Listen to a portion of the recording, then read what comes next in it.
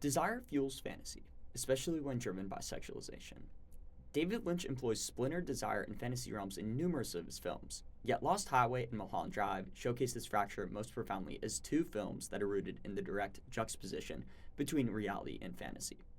Through these two films, David Lynch emphasized how desire for personal sexual benefit leads to the desiring subject's ultimate demise, which we see through the transition from the real to the phantasmatic, and vice versa, along with the final scenes of Mulholland Drive and Lost Highway. However, Lynch contrasts this notion with the creation of an ethical fantasy, one that stems from a noble cause, through Ivan Straight's journey in the Straight story to instill an optimistic perspective on the desire fantasy complex. Lost Highway grapples with the fatal consequences that desire and fantasy create through the asymmetrical relationship between Fred and Renee Madison. Todd McGowan, author of The Impossible David Lynch, states that Fred's eventual act to murder his wife stems from his uncontrollable desire for Renee, the object, and his inability to provide sexual satisfaction to his wife. This reflects Slavoj Zizek's assertion that fantasy is ultimately always the fantasy of a successful sexual relationship. Fred believes that killing Renee will ultimately cure his festering desire, yet his murderous actions only cause him to further spiral in prison, which Tim Lucas explains is because Fred cannot face overwhelming realities of the murder and his conviction, and his denial extends to the obliteration of his own identity. His identity shift to Pete Dayton, which coincides with the transition from reality to fantasy on the screen, is shown from his prison cell.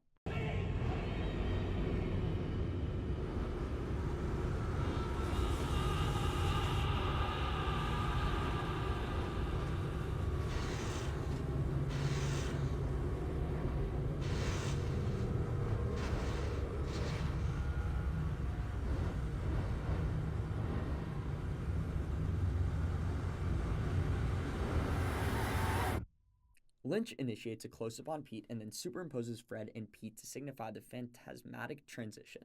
The camera then dissolves to writhing Fred in his prison cell, who's clutching his blood-speckled head as he screams out in pain. Lynch relies on the dissolution from the blend of the two characters' headshots to the pain-stricken image of Fred to showcase that Fred's suffering is directly connected to his commitment to the fantasy, which ostensibly satisfies his desire to have Alice Wakefield, who represents a blonde characterization of Renee in the fantasy. On the same token, the scene foreshadows Fred's inevitable fate at the end of the film, since we see the protagonist being burned or electrocuted in a way that parallels his state in the scene where the fantasy is first introduced, as we see him drive away from the chasing cop cars.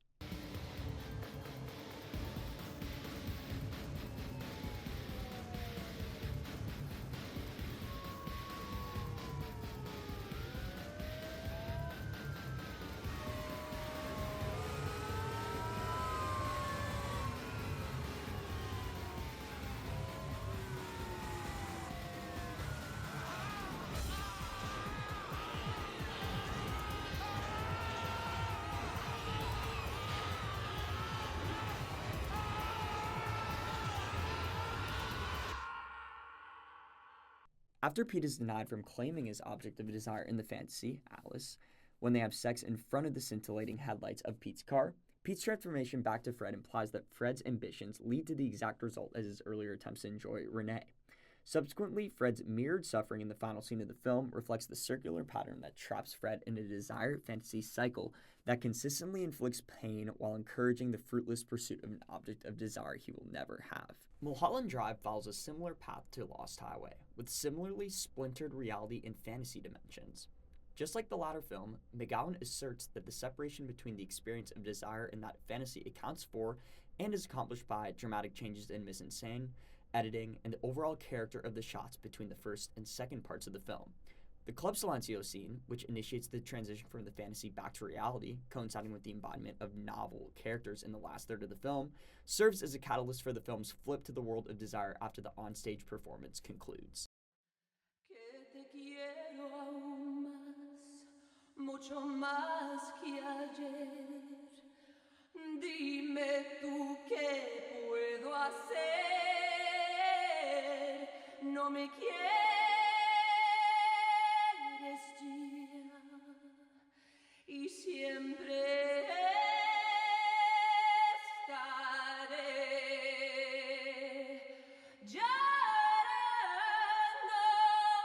por tu amor. Llorando por tu amor, tu amor.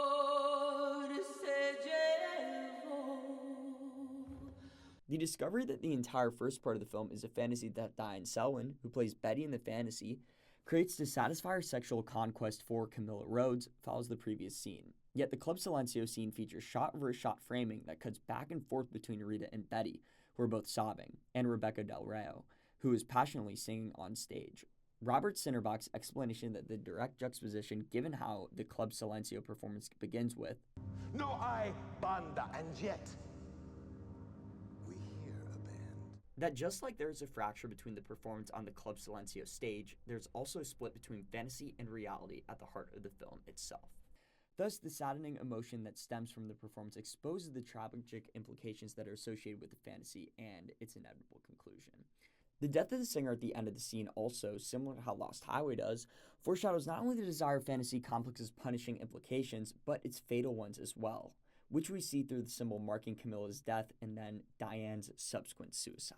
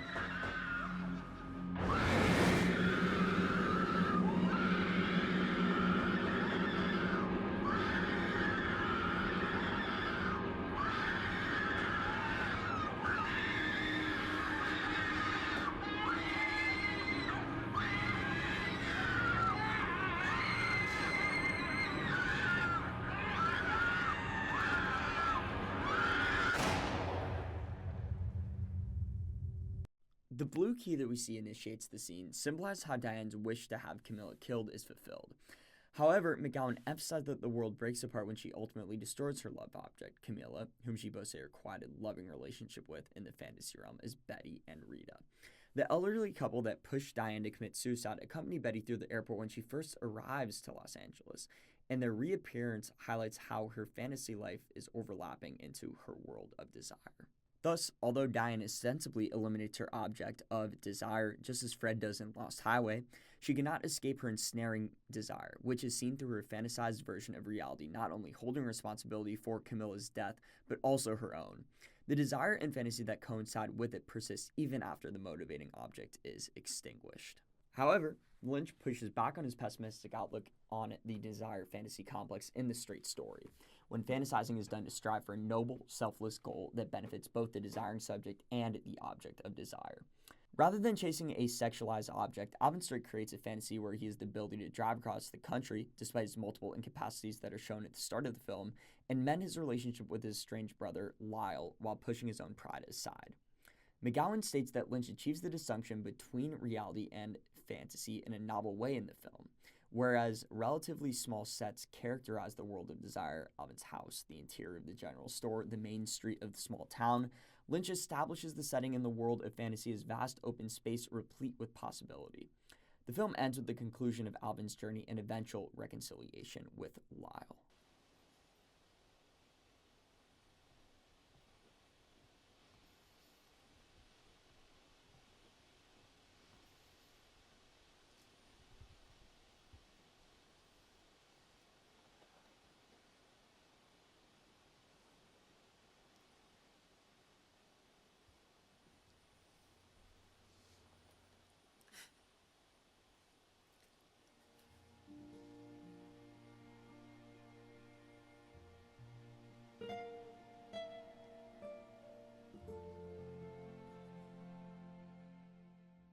The ending shot that tracks Alvin and Lyle as they look up at the sky reflects Alvin's expressed desire.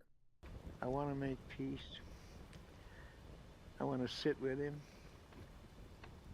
look up at the stars, like we used to do so long ago. Thus, the good-natured existence of Alvin's fantasy, which as McGowan states, creates a world in which people treat each other with kindness, respect, and fairness, allows Alvin to achieve his desire. This marks the fundamental difference between the desire fantasy split in Lost Highway and Mulholland Drive, where the protagonist boasts self-serving desires that create the fantasies, compared to Alvin's selfless endeavor in the straight story. Although Lynch ostensibly has a bleak outlook on desire and fantasy, Alvin's story demonstrates that desire is not always synonymous with evil. People can use it to achieve good while fulfilling the desired outcome present in the fantasy. Thus, the fantasy becomes reality, but instead of punishing, it rewards.